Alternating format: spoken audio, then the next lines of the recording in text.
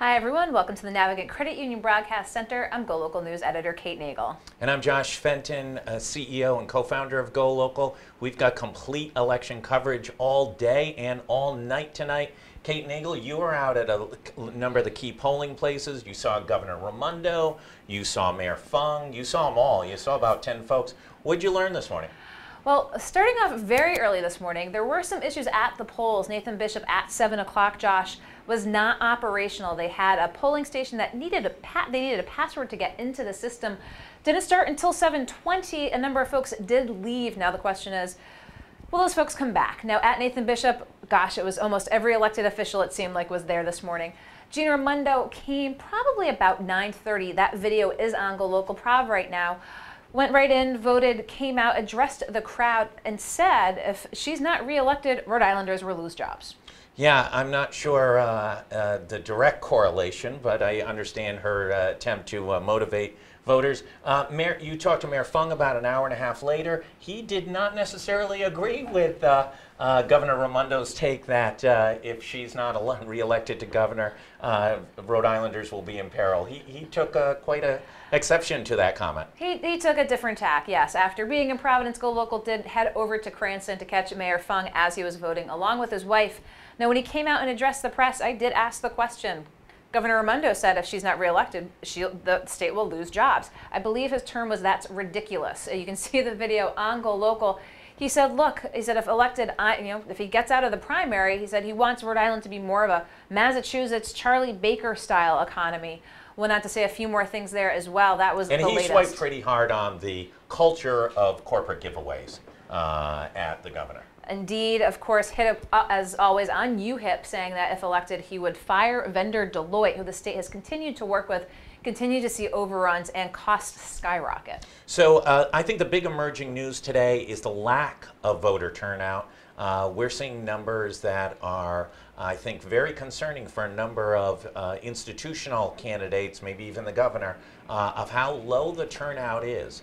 Give an example, in 2014, about 8,200 people voted in the Republican or Democratic primary for governor. As of about 11:30, only 1,600 people had voted. So really just about 1/5 of the total turnout at a period of time that it should be at about the 40% of what the turnout is.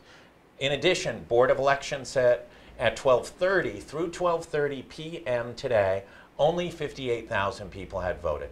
To put that in some historical context, in 1990, in a big challenged gubernatorial campaign in just the Democratic side, there was 170,000 people voting on just the Democratic side. So we're pacing far, far behind that. Not a lot of voter excitement. And with the rain going in and out, I think concerning for somebody who's counting on sort of that discretionary city voter folks in those lower voter districts and turnout. It's got to be very, very nerve-wracking for people already now that we're after 1 o'clock. Now, Josh, you mentioned that sort of 8,200 number in the 16. Where was that?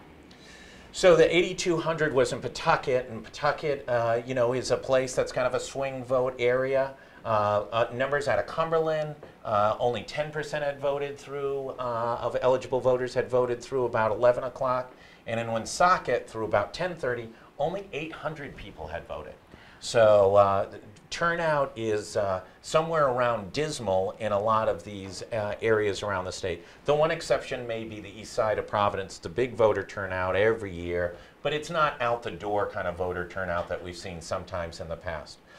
This afternoon, we go all afternoon and just about on and off into the evening. At 3 o'clock, we've got former Congressman Bob Wagan. He'll be on Go Local Live, and also State Representative John Lombardi, who thought about running for mayor in this last cycle and polled, and he'll be on giving some insights. I think both of them have a lot of experience. They've both done it all.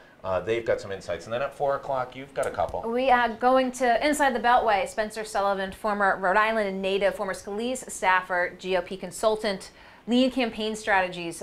He is the founder and president. Going to look at Rhode Island as well as primaries taking place this week and what the trends are looking towards November. Of course, as we do, we try to catch up with Jennifer Lawless, now at University of Virginia, again to give her take.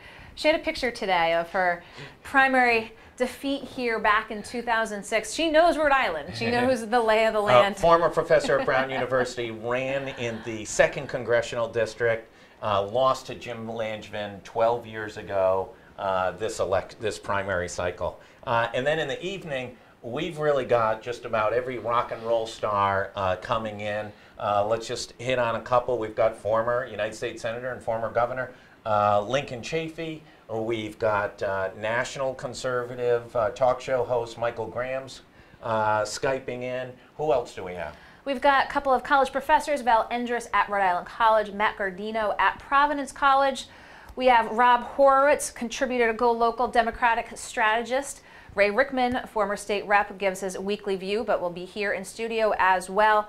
Representative Anthony Giarrusso giving us the insights onto the GOP side of things here in the state as well. We have a full lineup. Joseph Molina Flynn, the head of the Rhode Island Latino PAC. You can see the full lineup as to who will be on tonight. Again, starting just as polls are closing and we're starting to get some results in. So when you see it pop up or go to golocalprov.com, we'll have coverage throughout the evening. You can watch all of this coverage on any number of Facebook pages, on Periscope Twitter, on Go Local's website, on YouTube Live, and if you want to turn it on Fios on Verizon, you can go to the YouTube station and watch it live there as well. So we expect a wildly interesting day. Already there's twists and turns with this low early voter turnout, which creates a real function of who's got the passion and who's can get their voters out. Kate, any last words? I think that's about it. Be sure to tune in at 3 for Josh Fenton. I'll be up at 4 here in the Navigant Credit Union broadcast.